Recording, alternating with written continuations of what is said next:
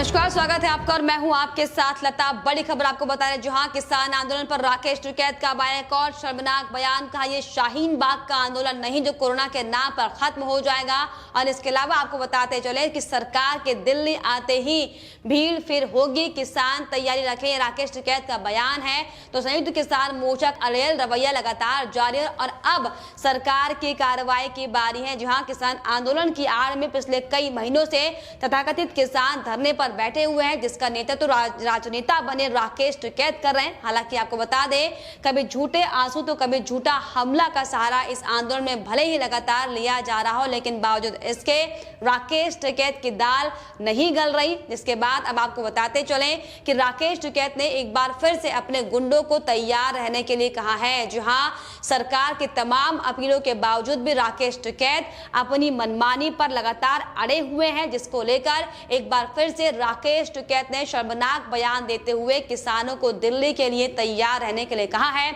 आपको बता दें, बौखलाए भारतीय किसान यूनियन के नेता राकेश टिकैत ने सरकार से दो टूक कहा कि यह शाहीन बाग का आंदोलन नहीं है कि कोरोना का बहाना बनाकर सरकार आंदोलन खत्म करा देगी। आंदोलन खत्म नहीं होगा और जब तक ये 3 कानून खत्म नहीं होंगे और एमएसपी पर कानून नहीं बनेगा, सरकार हमारी कमेटी से बातचीत नहीं करेगी। तो आने वाले दिनों में भीड़ फिर होगी। साथ ही साथ उन्होंने ये भी कहा कि सरकार कोरोना का डर दिखाकर किसान आंदोलन को खत्म नहीं करवा सकती है। और अभी सरकार अगर चुनाव लड़ रही है तो किसान भी अपने खेत में लड़ रहा है और जैसे ही सरकार दिल्ली में वापस आएगी, किसान भी दिल्ली वापस आ जाएंगे। राकेश टिकैत ने यह भी कहा कि कानून वापसी से पहले घर वापसी नहीं होगी और 2 मई के बाद कोरोना और उसके सारे रिश्तेदार भी बॉर्डर पर आ जाएं, तब भी किसान आंदोलन खत्म नहीं होगा। आपको बताते चले कि हाल ही में राकेश टिकैत ने एक बयान जारी कर यह भी कहा था कि अगर सरकार आमंत्रित करती है तो ये नए कृषि कानूनों का विरोध कर रहे किसान वार्ता के लिए तैयार हैं। बातचीत वहीं से शुरू होगी जहां 22 जनवरी को खत्म हुई थी और मांगों में कोई बदलाव नहीं है। टिकैत ने साफ तौर पर कहा था कि वार्ता बहाली के लिए सरकार को प्रदर्शनकारियों का प्रतिनिधित्व करने वाले संयुक्त किसान मोर्चा को वार्ता का निमंत्रण देना चाहिए। तो इस तरीके से लगातार आपको बताते चले कि एक के बाद एक तमाम हथकंडे जो राकेश टिकैत अब तक इस्तेमाल कर रहे थे, लेकिन आपको बता दें कि जब उनके किसान आंदोलन को किसी का समर्थन नहीं मिल रहा, लगातार वो कभी आंसू की राजनीति करते दिखाई पड़ रहे थे, तो कभी वो अपनी ही गाड़ी पर हमला कर बीजेपी पर तमाम आरोप लगाते हुए दिखाई पड़ रहे थे। लेकिन अब आपको बताते चले कि जब उनसे ये कहा जा रहा है बार बार कि आप अपना आंदोलन खत्म कीजिए, तो लगातार वो सरकार पर यह आरोप लगाते दिखाई पड़ रहे हैं और ये कहते हुए दिखाई पड़ रहे हैं कि ये कोई शाहीन बाग का आंदोलन नहीं है। जिस तरीके से शाहीन बाग का आंदोलन कोरोना के बाद खत्म हो गया, तो लेकिन ये हमारा आंदोलन जब तक सरकार कानून को वापस नहीं लेगी तब तक खत्म नहीं होगा। ये शर्मनाक बयान एक बार फिर से राकेश टिकैत ने दिया है और साथ ही साथ आपको बताते चले कि अपने किसानों को भी तैयार रहने की नसीहत राकेश टिकैत ने दी है और ये कहा है कि जैसे ही सरकार दिल्ली वापस आएगी, बंगाल में अलग अलग राज्यों में चुनाव के बाद हमारे किसान भी वापस आएंगे और एक बार फिर से सड़क पर हुड़दंग मचाया जाएगा और हंगामा किया जाएगा, जो कि वाकई बेहद शर्मनाक है। आपको बताते चले कि यही नहीं, कृषि मंत्री नरेंद्र तोमर की ओर से भी आंदोलन खत्म करने की अपील पर राकेश टिकैत ने शर्मनाक बयान देते हुए ये कहा था कि कृषि मंत्री नरेंद्र सिंह तोमर संयुक्त किसान मोर्चा के सलाहकार नहीं है जो सलाह दे रहे हैं। आपको बता दें कि कृषि मंत्री ने यह कहा था कि किसान आंदोलन खत्म करे तो सरकार वार्ता के लिए तैयार है। आपको बता दें चले लगातार राकेश टिकैत जिस तरीके से खुलेआम अब गुंडागर्दी में उतारू हो चले हैं, इसकी एक और बानगी एक बार फिर से देखने को मिली है, क्योंकि अब राकेश टिकैत आपको बताते चले कि 14 अप्रैल को हरियाणा के मुख्यमंत्री को बडौली में प्रवेश करने से रोकने की बात भी करते हुए दिखाई पड़ रहे हैं। दरअसल आपको बता दें, रविवार को राकेश टिकैत सिंघू बॉर्डर पर आयोजित खाप पंचायत में हिस्सा लेने पहुंचे थे, जहां पर इस दौरान उन्होंने साफ तौर पर यह कहा कि 14 अप्रैल को बाबा साहब डॉक्टर भीमराव अंबेडकर के जन्मदिवस पर किसानों का मोर्चा संविधान बचाओ दिवस मनाएगा। किसान नेता राकेश टिकैत ने यह भी कहा कि हरियाणा के मुख्यमंत्री मनोहर लाल खट्टर को 14 अप्रैल को पानीपत के बडौली में आयोजित कार्यक्रम में प्रवेश नहीं करने दिया जाएगा। साफ तौर पर खुलेआम गुंडागर्दी और साथ ही साथ राकेश टिकैत ने यह भी कहा कि बाबा साहेब की प्रतिमा के अनावरण की आड़ में खट्टर के पहुंचने से आपसी ताना बाना खराब हो सकता है। जिस तरीके से लंबे समय से राकेश टिकैत भारत में समाज का ताना बाना खराब कर रहे हैं, लेकिन जिस तरीके से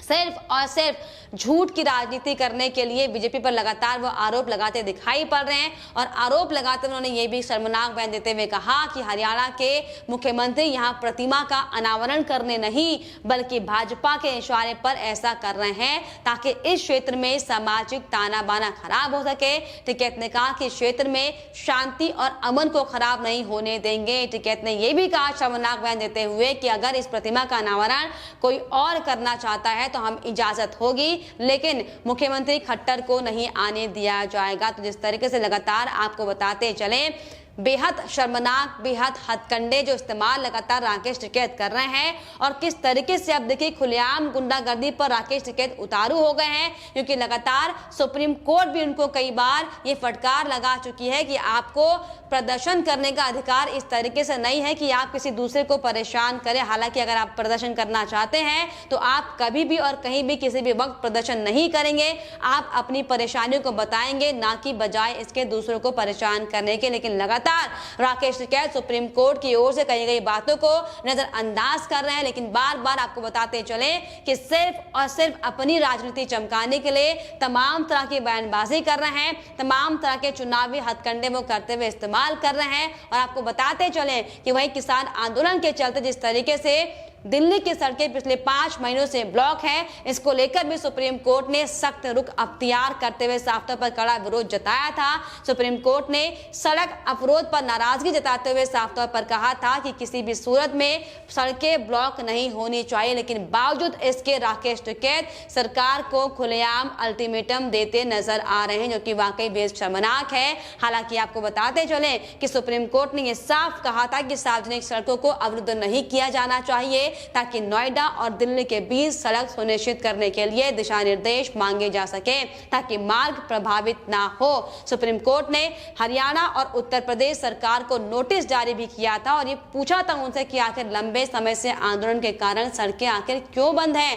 इसको लेकर भी साफ तौर पर सुप्रीम कोर्ट ने कहा था कि जल्द से जल्द सड़कों को खाली किया जाए ताकि जिस तरीके से लोगों को जो दिक्कतें आ रही हैं वो दिक्कतों का सामना ना करना पड़े। और दिल्ली और केंद्र सरकार को हालांकि इस मामले को लेकर पहले भी नोटिस जारी किया जा चुका है और साफ तौर पर कहा है कि राज्यों को मामले में पक्षकार होना चाहिए। और मामले पर हालांकि इस मामले को लेकर अगली सुनवाई 19 अप्रैल को होगी, लेकिन कई बार सुप्रीम कोर्ट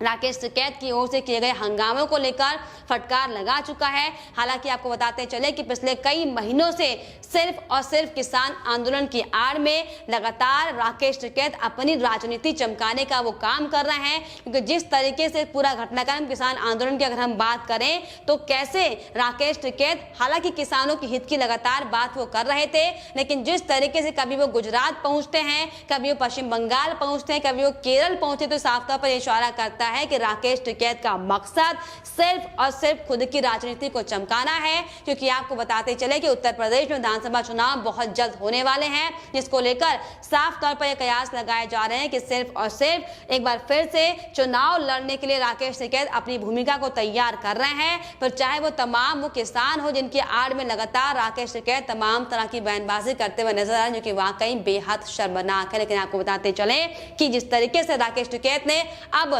शाहीन बाग का मुद्दा उठाकर एक बार फिर से सरकार को चेतावनी दी है, अब आपको बताते चले कि वो दिन दूर नहीं कि जब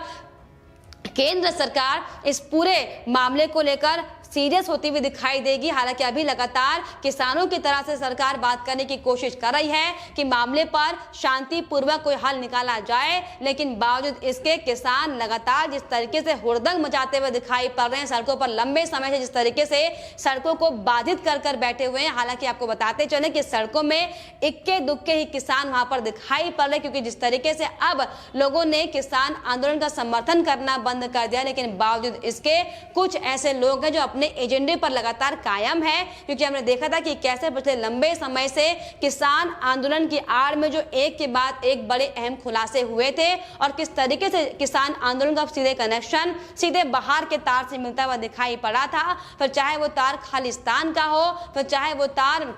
ग्रेटा थनबर्ग का हो, फिर चाहे वो तार रिहाना से जुड़ा हुआ हो, क्योंकि जिस तरीके से उस दौरान जो तमाम खुलासे इस पूरे मामले को लेकर हुए थे कि कैसे मो धारीवाल का लक्ष्य सिर्फ ये था कि किसान आंदोलन की आड़ में भारत की शांति को तोड़ना है, संप्रभुता को खत्म करना है, जिसको लेकर लगातार राकेश टिकैत उनके नुमाइंदे बनते हुए, उनके लगातार कांग्रेस के नुमाइंदे बनते हुए इस पूरे मामले पर, इस पूरे आंदोलन पर काम कर रहे थे। लेकिन आपको बताते चले कि तमाम अहम खुलासों के बीच भी किस तरीके से लगातार, चाहे बात अरविंद केजरीवाल की हम करें, चाहे बात हम राहुल गांधी की करें, चाहे हम बात तमाम विपक्षियों की पार्टियों की करें, कैसे राकेश टिकैत को लगातार बढ़ावा इसको लेकर दिया जा रहा था। लेकिन अब एक बार फिर से जब राकेश टिकैत ने शाहीन बाग का मुद्दा छेड़कर सरकार को कड़ी चेतावनी दी है, तो साफ तौर पर देखना लाजमी होगा कि आखिर अब इस पूरे स्टैंड पर केंद्र सरकार का क्या रवैया होता है और किस तरीके से केंद्र सरकार अब इस पूरे मामले को हैंडल करती है, क्योंकि अब लगातार दिन प्रतिदिन जो राकेश टिकैत का रवैया